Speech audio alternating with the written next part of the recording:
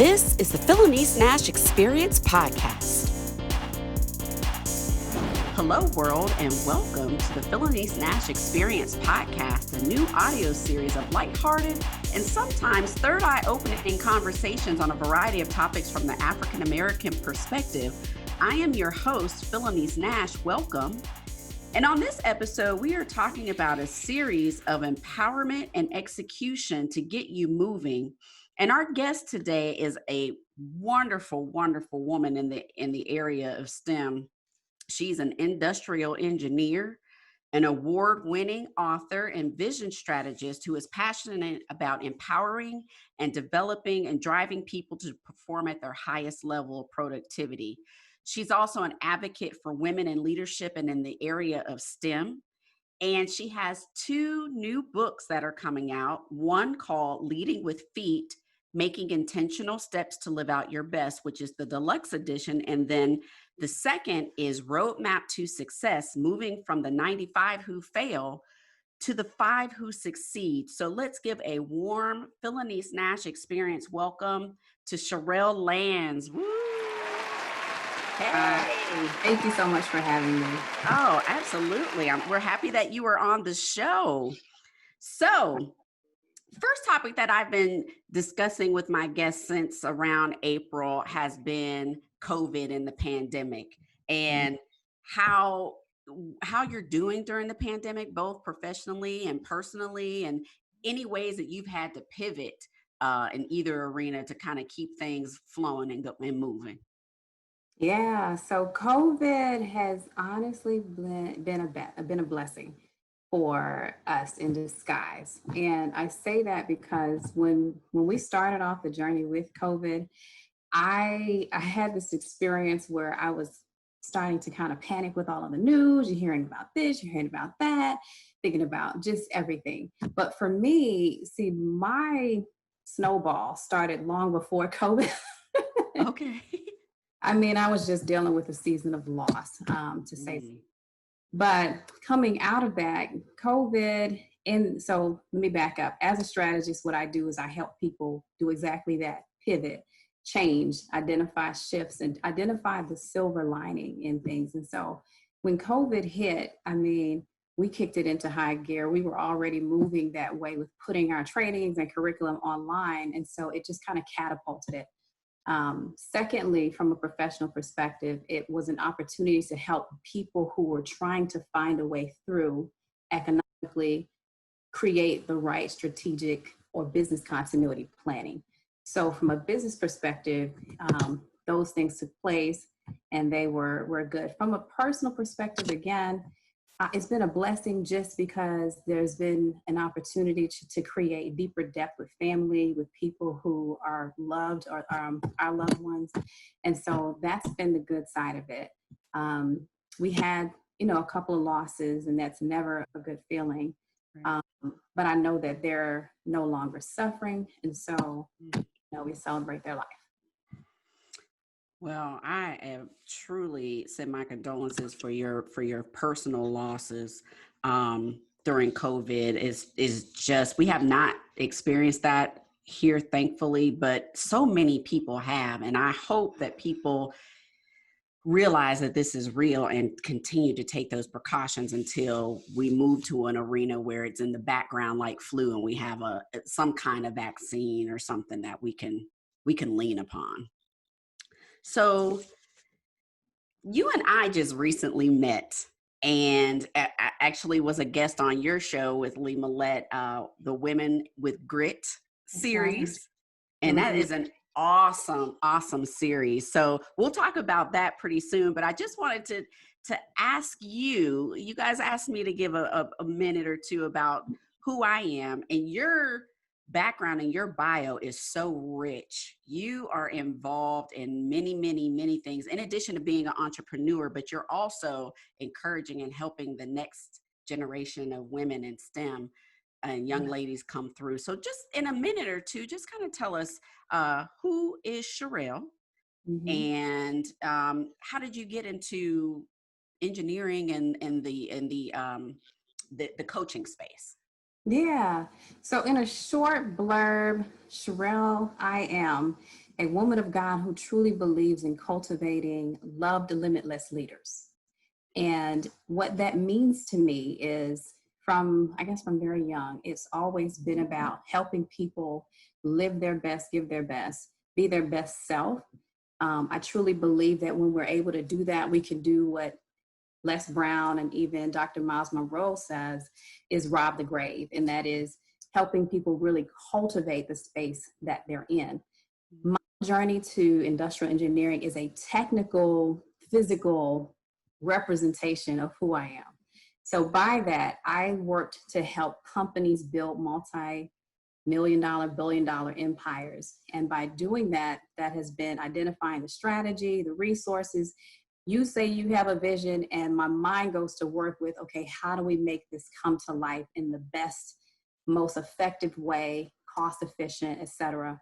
That's a part of the technical training, but that supports who I am, which is someone who believes in really helping people pull out the best of who they are.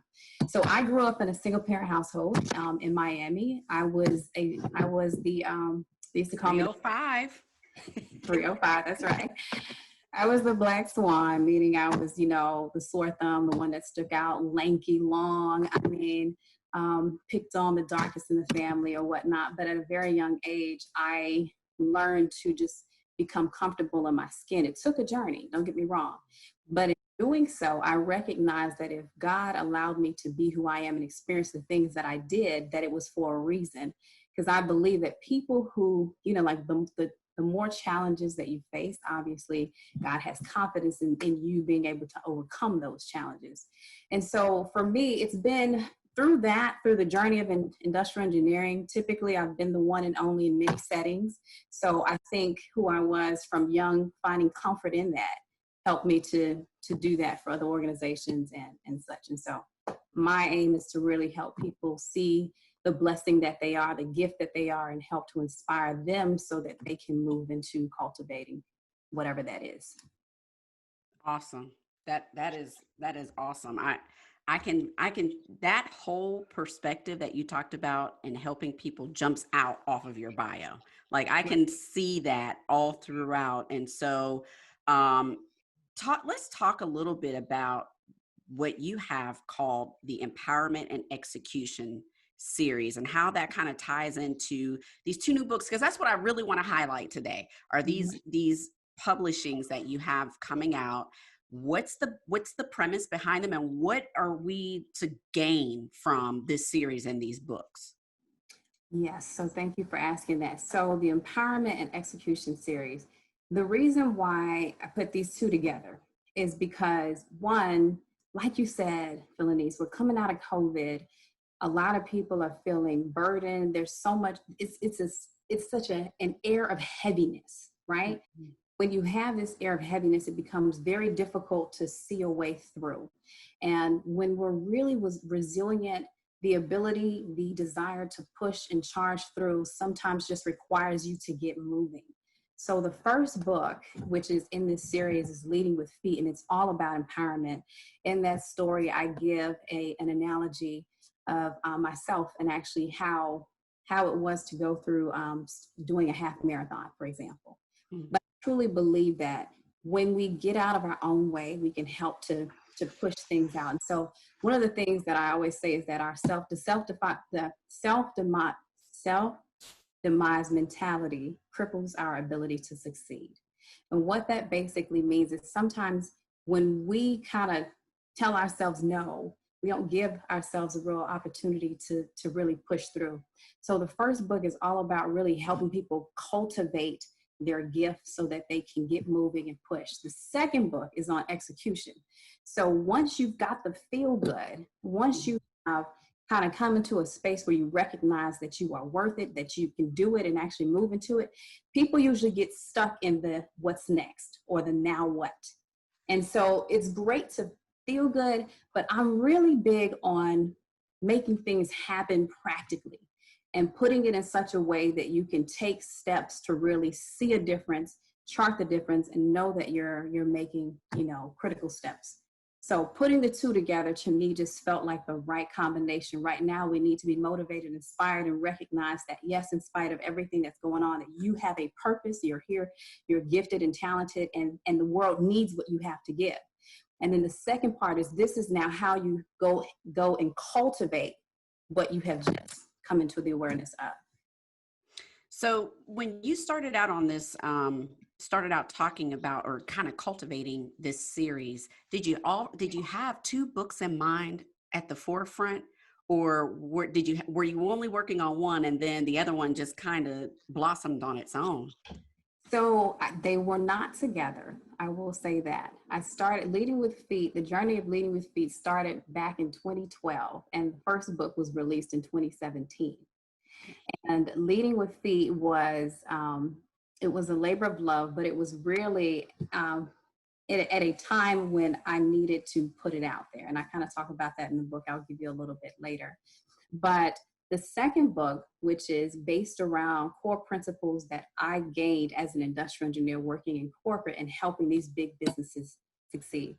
So I said, well, you know, if I'm able to really help these organizations cultivate success, if I'm able to take and distill that information into a practical framework that people can use, how much more impactful would it be for small business owners, for entrepreneurs to actually do that? Mm-hmm. And so, you know, both of those came together at a time when COVID was prevalent, right? And I was already launching the second book, and I was already redoing the first one. And so it made sense to put the two of them together from a practical standpoint, so that people are empowered, but not only are they empowered, they know how to now execute on it. What do you find are some of the troubling areas when someone is trying to get that first piece, that empowerment? What are some of the areas that you find people can't really just get past without that extra little nudge or that coaching push? Mm-hmm. So two things. One, I feel like fear.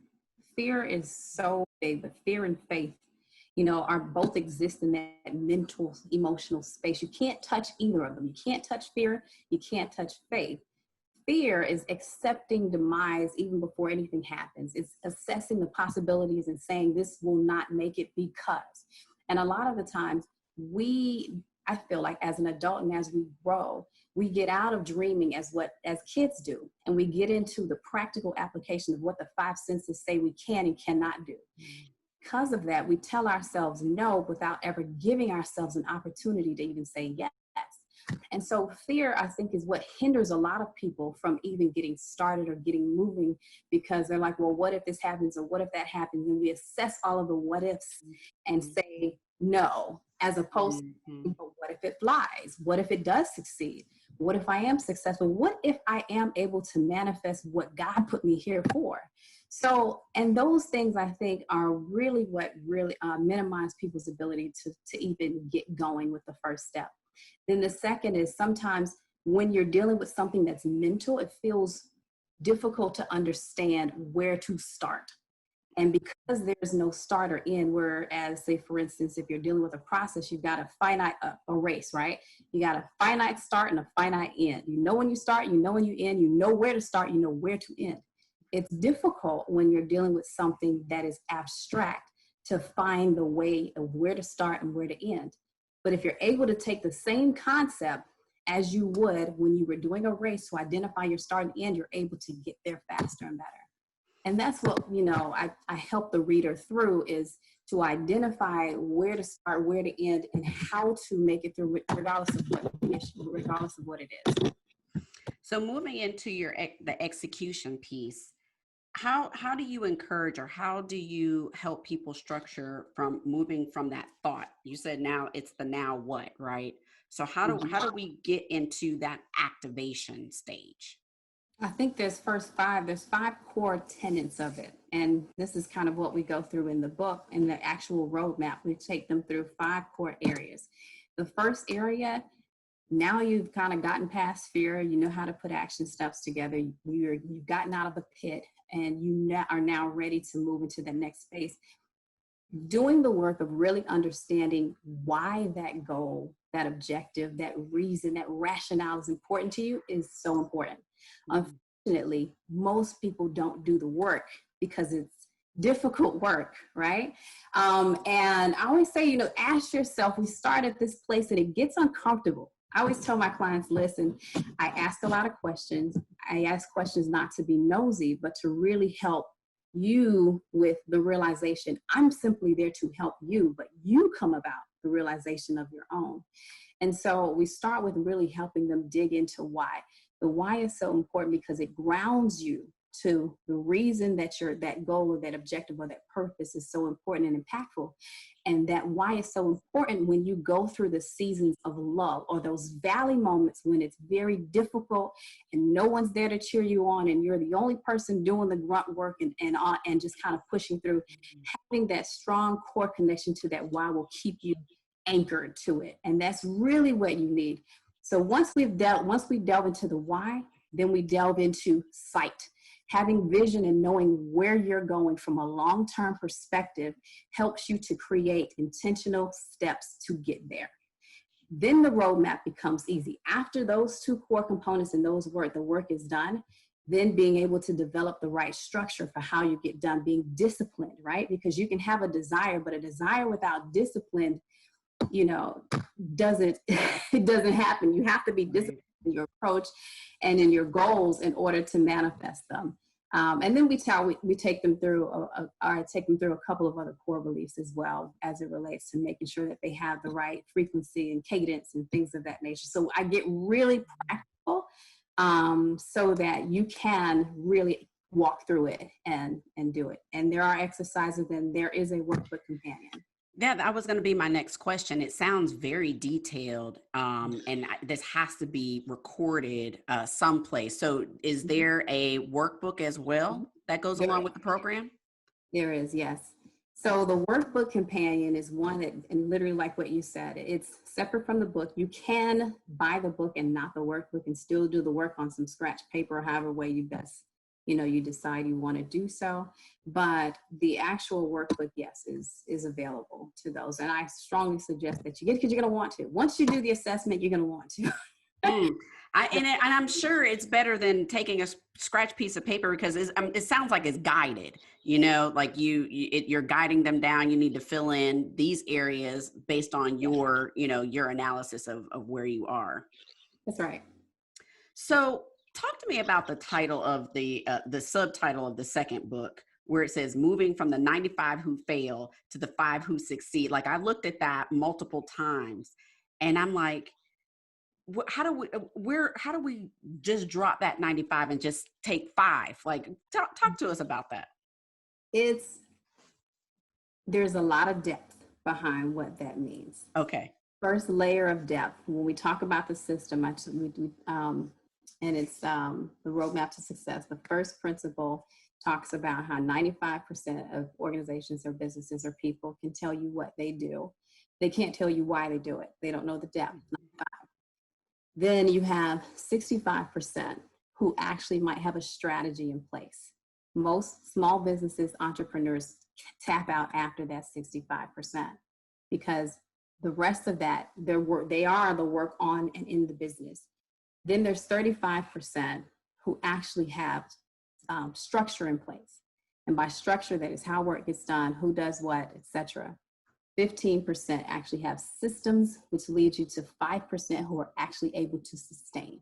When you look at the major corporate conglomerates around the world, they're the very, very top, of the majority of them, it's only 5%, but they own a lot of the resources. They own a lot of access to wealth and capital because they've mastered this wheel. In my experience of working with major Fortune 500 companies, nonprofits, as well as small businesses, this is how I got to the distillation of these 5 core principles that really help them succeed. And guess what? The information is transferable even to your personal life. So we want to move from the 95 who fail, tap out at the very top, down to the 5 who truly succeed. And it's the same thing when it comes to your mindset. It's the same thing with those who are real trailblazers. It's a small percentage who actually set the trail ablaze. The rest, 98, 95, are the ones who are actually in the midst of the trail. But so the goal is to move you out of the 95 and into the 5. So well, thank you for explaining that. That totally makes sense. And when you break down the statistics, and it's almost as a person who is thinking about going into entrepreneurship, you know, you want to encourage them to take the leap, but those stats are real. Is it? Yeah. Like, okay, I don't want to be in the 95. So how do I get into the 5? Okay, well, first you hire Charelle. Let's do that. I'll help you with a strategy and a roadmap.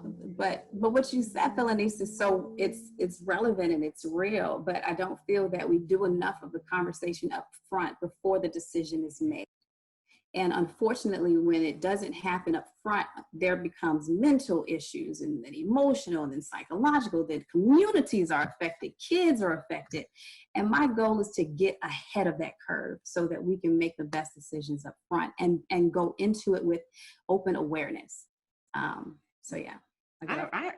I totally appreciate you. And yes, preparation is the key because the devil is in the details.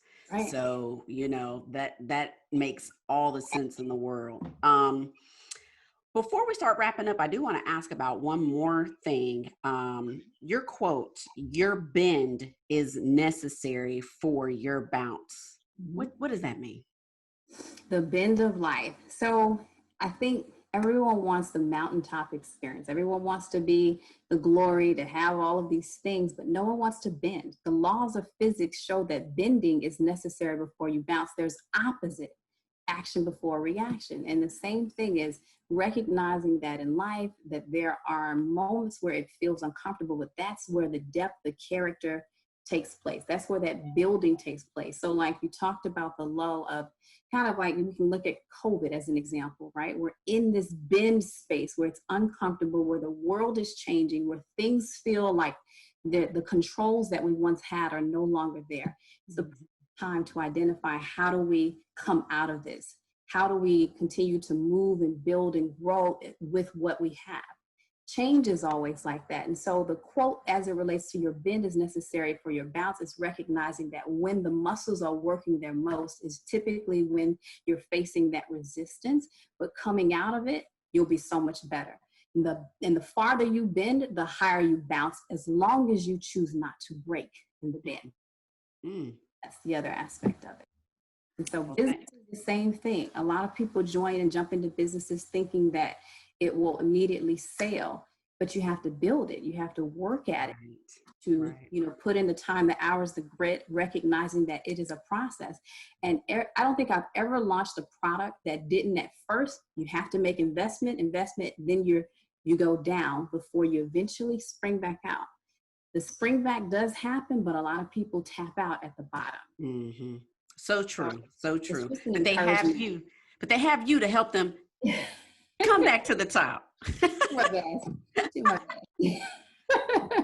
Well, we are getting close to the end of our time, and I definitely want to just open the floor to you and just any call to actions, how we can follow you, because I encourage everyone to follow you, your what's next. I know we have these books, but if there's any speaking engagements or any of that, you know, how can we follow you and make sure that we are tapping into what you have to offer?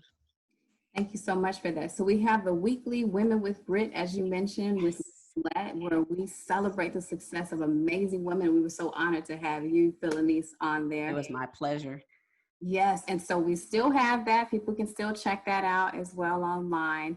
And that right now is on Facebook, but we also are expanding the platform to YouTube, drawing a blank, the website as well. So we've got a couple of other platforms specifically for that, but you can follow me on all major social media platforms. Reach me at www.charellelans.com. Facebook is Charelle Lans or author Charelle Lans, or my business is Vision Strategy Management. Instagram is also Charelle Lans. LinkedIn is the same. I try to keep it consistent. Yeah. To make it easy. So as far as what's next for us, I'm participating in the 5K, in the Steps of Success 5K race. It is an organization to raise money and awareness for students who are at risk or going through transition. So you can participate to be on the Leading with Feet team. I would encourage you to do so. And that's stepsofsuccess5k.org. And look for the Leading with Feet team. And then, of course, you can purchase any number of the books. They're available only on charellelans.com/store. Because if you want to get in and do the pre-order copies, I'll do autographs until just a week before the actual release, and then it'll come down.